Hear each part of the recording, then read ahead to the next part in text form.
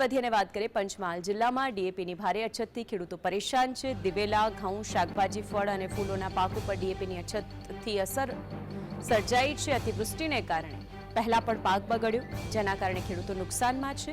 હવે શિયાળુ પાક સારો રહેવાની આશા સેવાય, પરંતુ ડીએપીની અછતને પગલે શિયાળુ પાક લેવામાં પણ નુકસાન જવાની ભીતિ ખેડૂતોમાં છે।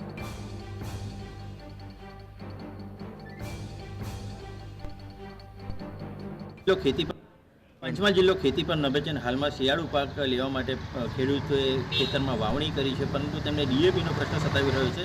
આપણી પાસે અરાદ ગામના ખેડૂતો છે, જે હાલોલ પાસેનું અરાદ ગામ છે, તેના ખેડૂતો છે। તેમને શું સમસ્યા આવે છે તેની વાત કરીશું। જી, અહીંયા ડીએપીને કારણે શું પાકને અસર થઈ છે, શું નુકસાન થશે? પાકને એ નુકસાન થાય છે કે જે એની હાઇટ આવી જોઈએ આવતી નથી। એમાં ઉત્પાદન 100 મણ આવવું જોઈએ, ત્યાં 50 મણ આવે છે, 50% ઘટી જાય। તો પછી કરવું શું? ડીએપી પહેલેથી આ એક વ્યસન જેવી વસ્તુ થઈ ગઈ છે જમીનને, એટલે ડીએપી જોઈએ જ। ડીએપી ના મળે તો એનો કોઈ મતલબ નહીં ખેતી કરવાનો, એવું છે। ઘરના પૈસા મૂકવાના, એવું થાય। જી, ઘરના પૈસા મૂકવાને નુકસાન જાય છે, 50% પાક ઓછો મળે છે। ડીએપી મેળવવા માટે તમે ક્યાં ક્યાં પ્રયત્ન કર્યા? અરે ડીએપી મેળવવા માટે તો હું તો ઠીક શિવરાજપુર ગયો, પછી હાલોલ ગયો, ઘોગંબા ગયો, મલાવ ગયો, પણ કાલોલ ગયો, પણ ડીએપી જ ના મળ્યું। પછી શું ખેતી સારી થાય?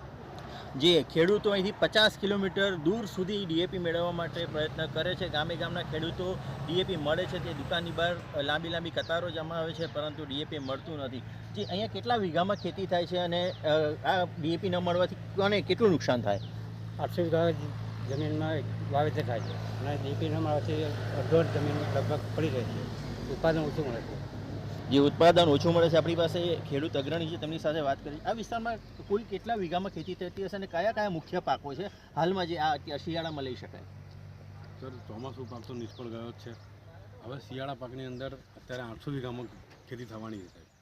હવે એ ખેતીમાં અત્યારે દરેક પાક થાય, શેરડીથી માંડી, ફૂલથી માંડી, શાકભાજી, ટોટલી આ બધામાં થાય। પણ સાહેબ, બધામાં ડીએપી, યુરિયા તો ખાસ જરૂરિયાત પ્રથમ જ છે, પ્રાથમિક જ છે।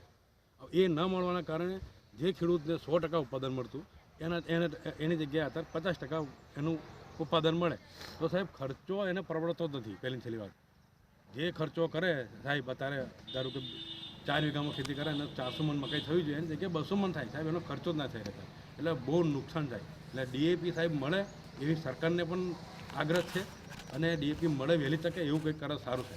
જી, તો ચોમાસું પાક અતિવૃષ્ટિને કારણે નુકસાનમાં ગયો છે અને હવે શિયાળુ પાકને માથે જોખમ તોડી રહ્યું છે, કારણ કે ડીએપી મળતું નથી અને ખેડૂતો ડીએપી મેળવવા માટે સતત પ્રયત્નશીલ છે।